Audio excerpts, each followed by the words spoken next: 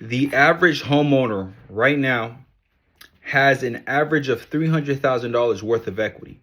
Now, we are having conversations with a lot of sellers these days, and one of the conversations that we find ourselves having is, shall I sell my home or shall I rent it? I'm thinking about selling it, but I'm thinking of also potentially keeping a property. And I do think holding your home, whether it's your primary residence or rental property, long term is how you build true generational wealth, right? Time that applies to everything. The stocks, crypto.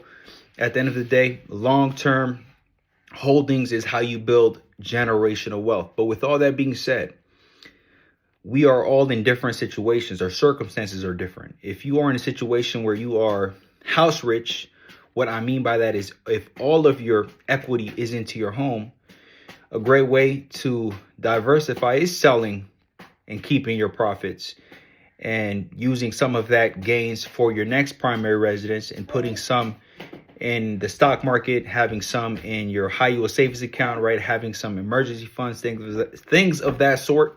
So there are times when selling does make sense, right? If there are other business opportunities that you can use that capital for, right? It can very well make a lot of sense.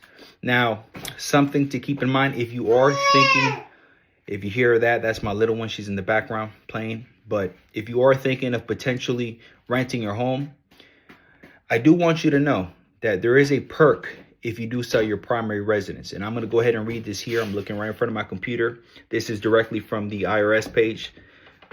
Gross income shall not include gain from the sale or exchange of a property if during the 5-year period ending on the date of the sale or exchange, such property has been owned and used by the taxpayer as the taxpayer's principal residence, period, aggregating 2 years or more. Okay, so the amount of gain excluded from the gross income under subsection A with respect to any sale or exchange shall not exceed $250,000. Now, I'm going to go ahead and read this. There are special rules for joint returns.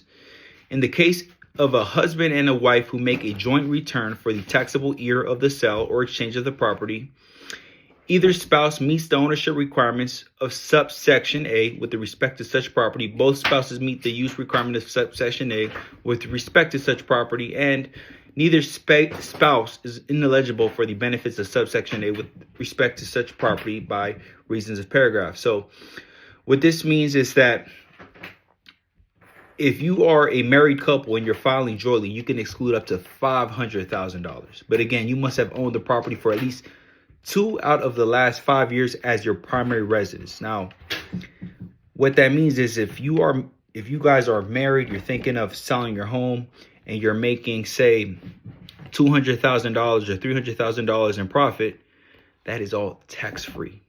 So that is the perk of selling your primary residence, your home, right? So this is something to consider if you are thinking of renting out your property. After your property has been rented for 3, 4, 5, 6, 7, well, more than 3 years, 4, 5, 6, 7, 8, 9 years, you're going to have to pay taxes on the profit that you made from selling your home, right? So please keep that in mind. Whether or not you're thinking of selling or renting, that is something that you should strongly consider. And again, you hear the baby noises in the back. That is my little one, but that's what I got for you guys today.